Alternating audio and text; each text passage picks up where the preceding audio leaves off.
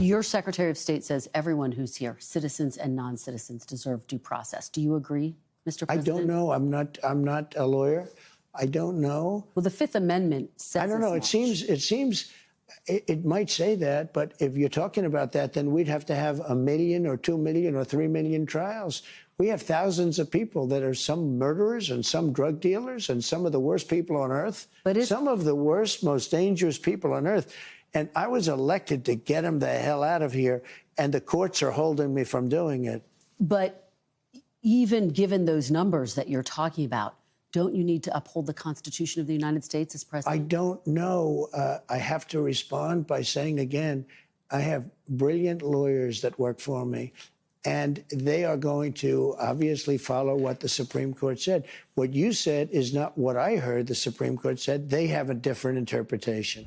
So this is a pretty good example of some confusion about what the Constitution says, and Trump's saying, look, my lawyers are telling me this and you're saying that, and then the media is trying to make it out as, oh, he's not following the Constitution. He's not willing to defend the Constitution. Well, but I don't see it that way at all. Yeah, so does the president, I mean, this is the ongoing debate.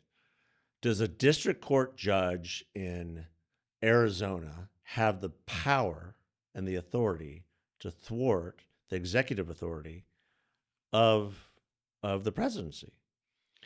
And that is a question to be played out in the courts. I think that's what he's trying to answer. Yeah. Well, and he does it not eloquently, obviously, but they're trying to make it into this, he's not going to uphold the Constitution. Well, constitutionally, does that district court judge, can they shut down an entire policy that's being acted by, and usurp his Article 2 authority? That's the question. Well, that's part of the question. But the other question is fundamental to the Fifth Amendment, which is, does the Fifth Amendment apply to citizens or does it apply to anybody who's in the United States? And what does due process look like for an illegal versus a citizen? Well, especially... And my argument would be it's completely different. They are adjudicated before an immigration judge, right, which is much different than if you were, in a district court or county court for that matter. Well, and the other thing is that, I mean, I do think there's some relevance to the argument that the flood that came in under Biden, I mean, it wasn't like, because it's like, well, if we have to... It wasn't an accident. Right. I mean, it was literally, they were flying people in. Yes. And so settling people. And so now there has to be a due process to get them out when there wasn't any kind of a screening process bringing them in. No. I mean, that's a legitimate question. Yeah. And for the illegals who are here committing crimes, that due process needs to be accelerated. Yeah. Whatever that looks like. And the courts are trying to shut it down. So I think what he's trying to say is, listen, whether I have to abide by a district court's ruling, my lawyers are going to inform me on that. But it's really going to be up to the Supreme Court to determine the constitutionality of what they're ruling. Right. And if the Supreme Court rules, we will follow that. But when it comes to the district court, we're going to fight it. Yeah, as they should. I mean, that's what he's saying, and I think that's what he, he wasn't articulate in that regard. But I also have another question. Why does he keep going on Meet the Press with Kristen Welker? Well, I mean, he's just... He must like her. He's an open book. I mean, this is such a different thing than when Joe Biden was president, right? That is true.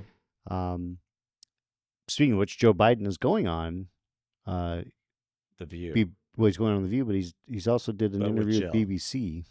He's going on The View with Jill. Yeah. She'll do most of the talking. We'll see. That'll be interesting. She has a new position.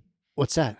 Yeah, she's now chief muckety-muck at the Milken Institute for Women's Health. Is that right? Yeah. Huh. She doesn't know anything about women's health.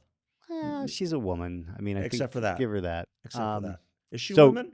Yes. What is a woman? Do we know? Yeah.